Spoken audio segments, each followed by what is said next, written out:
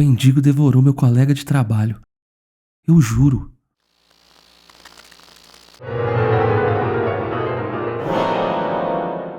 Tudo começou nos anos 90.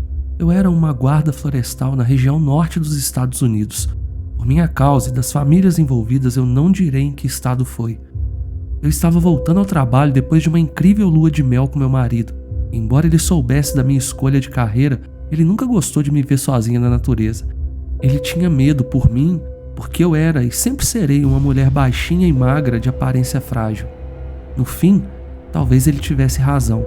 Esse tipo de trabalho é perigoso demais, não só para uma mulher como eu, mas para qualquer ser humano. Pedimos o seu like e a sua inscrição no canal. Coloque seus fones de ouvidos e tire suas próprias conclusões. Meu marido queria que eu ficasse em casa e tivesse um bebê, mas isso simplesmente não era para mim. Em vez disso, eu insisti em voltar a passar dias, às vezes semanas ou meses, no meio das árvores e da natureza. Infelizmente, nunca mais consegui trabalhar no meu emprego favorito. Aquela experiência me mudou para sempre. Era inverno na época. Eu fui designada para vigilância de incêndios para garantir que, apesar de toda a neve, nenhum jovem imprudente ou pessoa irresponsável deixasse fogueiras acesas durante a noite.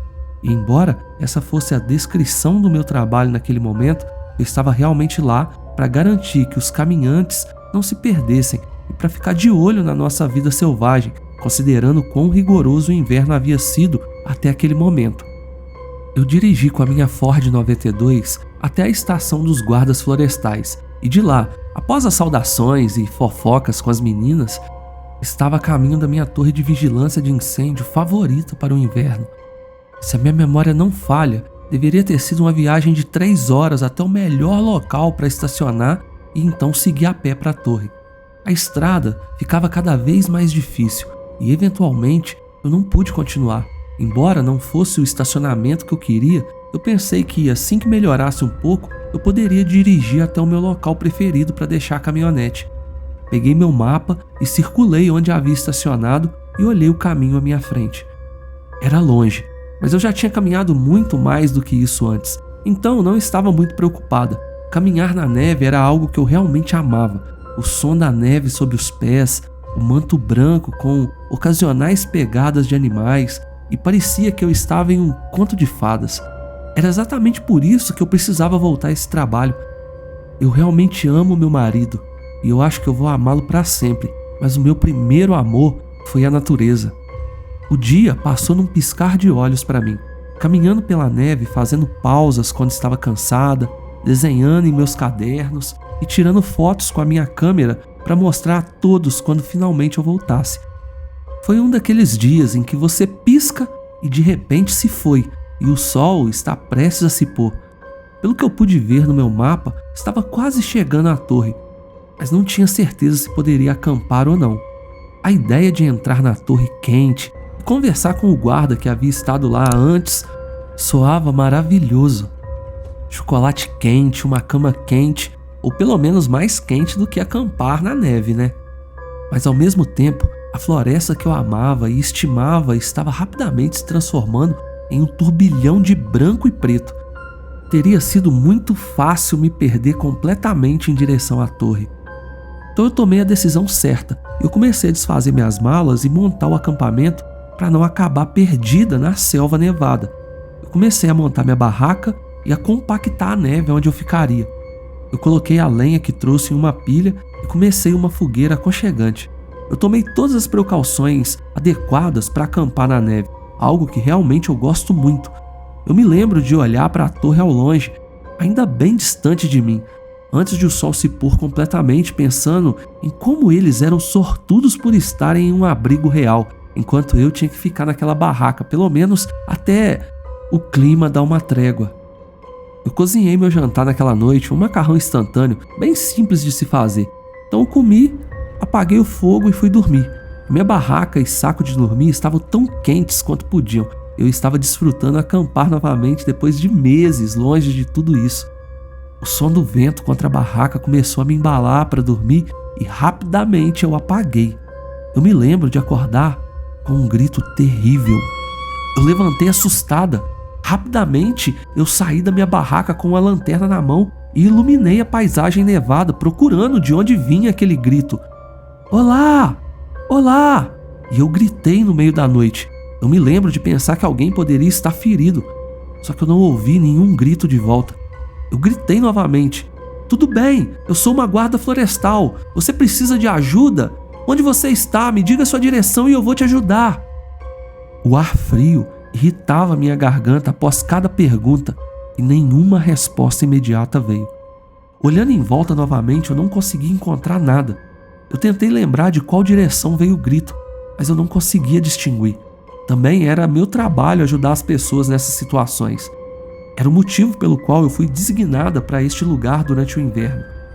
Eu voltei para minha barraca, juntei todo o meu equipamento o mais rápido que pude, me certifiquei que não havia nenhuma brasa na minha fogueira e deixei a minha barraca lá. Eu não tinha tempo para desmontá-la.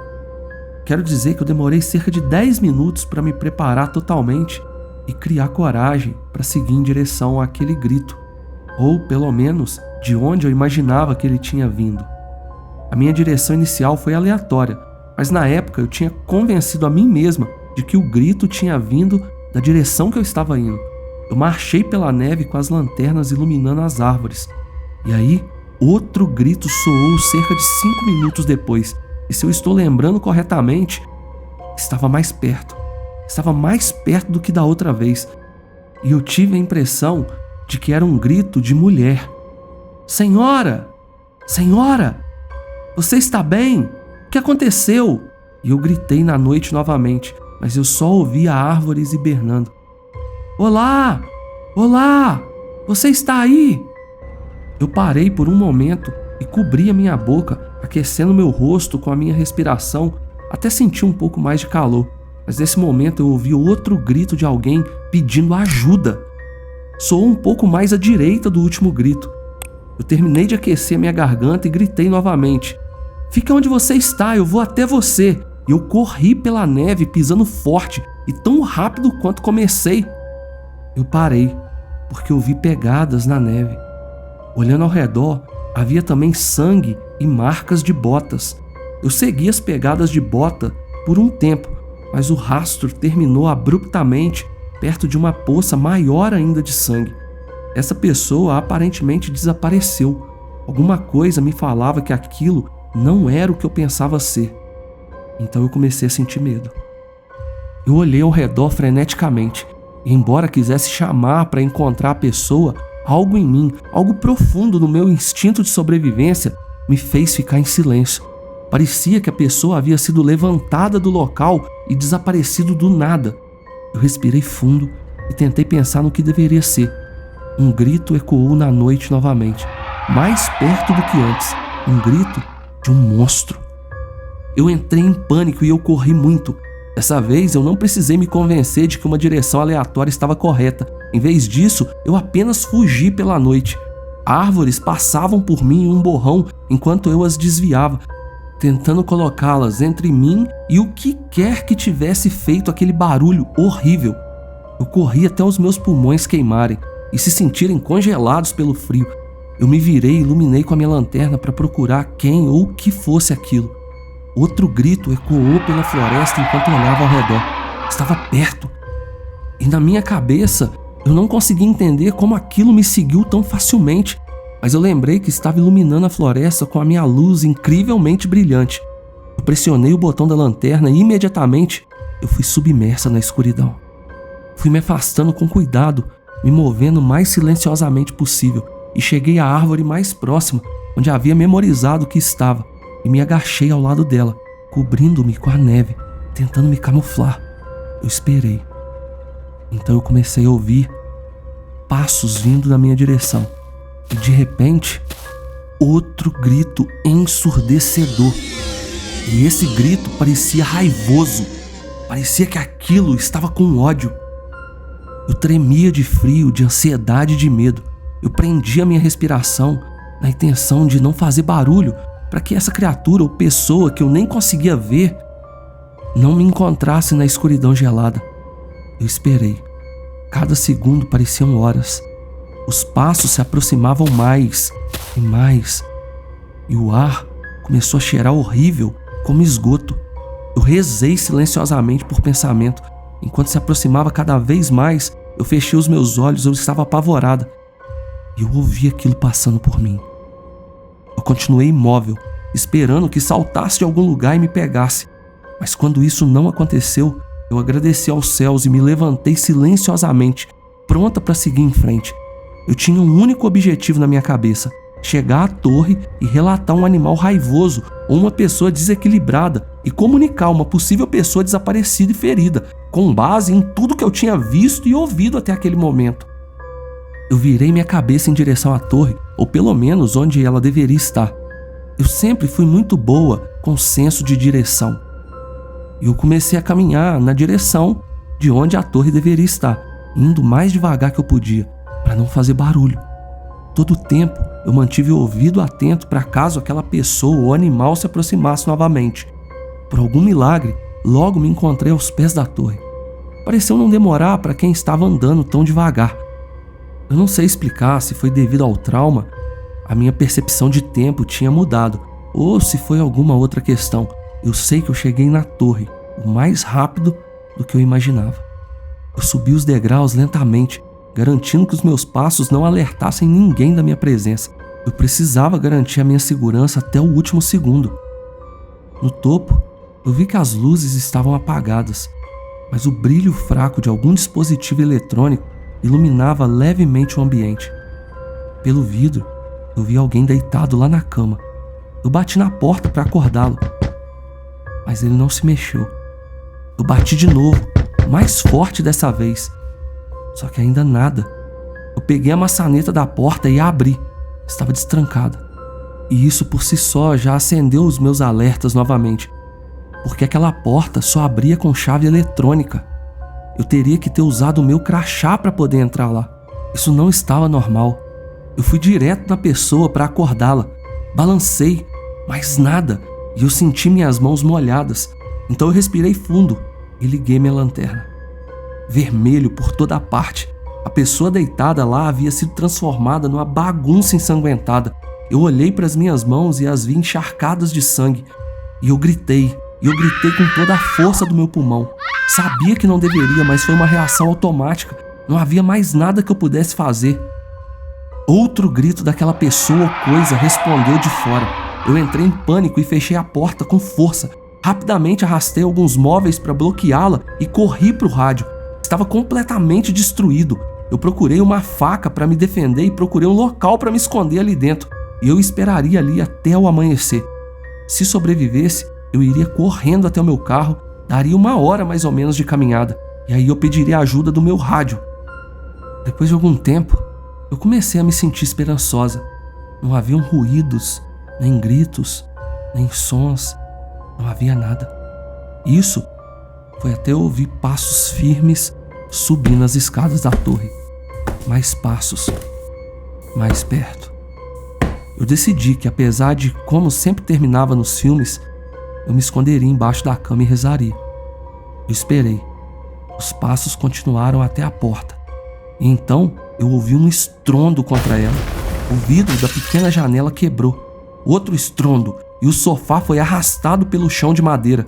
E um terceiro estrondo e o sofá foi jogado pelo quarto. A porta bateu contra a parede e aquilo entrou.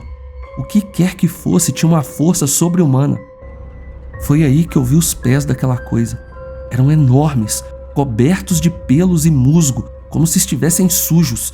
Eu não conseguia ver detalhes, mas aquilo não era humano e também não pertencia a nenhum animal que eu conhecia, e eu conhecia todos os animais daquela região.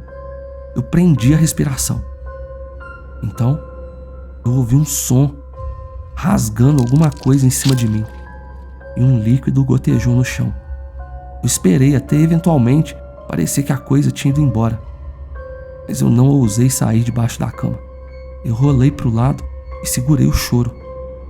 Os meus olhos doíam. Em algum momento, eu desmaiei e quando eu acordei já estava de manhã.